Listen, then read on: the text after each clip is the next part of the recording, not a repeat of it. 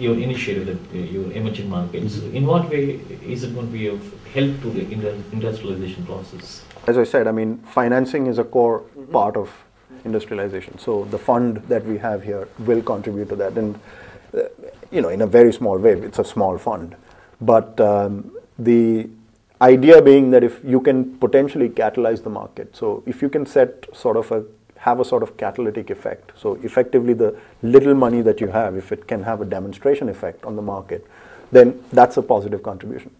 I think the greatest contribution that we could make is actually in making people understand why urbanization is so important to industrialization. There is this tendency in India to romanticize villages, and that has got to stop, because everybody who romanticizes a village lives in a city, and they don't even realize the irony of that, the fact that that's what they're doing. The second part of it is, look at the unit economics of this. Any service that you deliver into rural areas has a high fixed cost component to it. So irrespective of what your intentions are, a megawatt of electricity costs $1 million to generate, and that's a given, that's a fixed cost. Now the question is, do you want to disperse that fixed cost amongst 1,000 people, which is the size of the average Indian village, or amongst 100,000 people? Sure. It's very simple. It's as simple as that, because where does the unit economics work? The unit economics works at scale. You need agglomerations of people. So when I say urbanization, I'm talking numbers. I need agglomerations of people to distribute fixed cost amongst.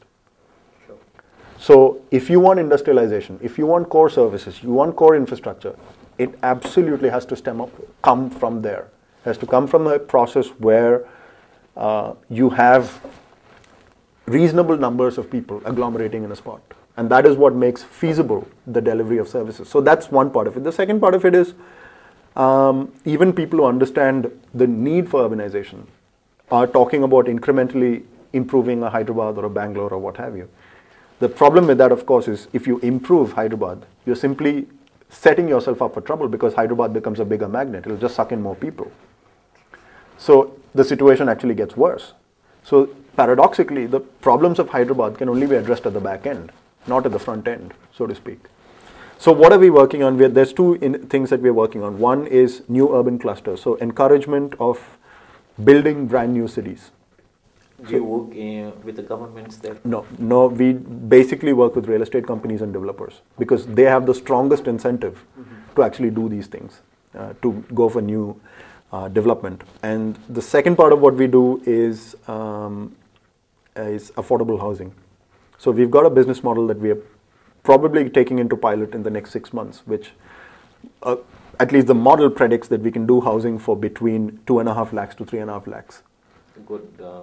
At 60 lakh rupees an acre. So, we've got a reasonable amount of sensitivity built into the financial model and so on.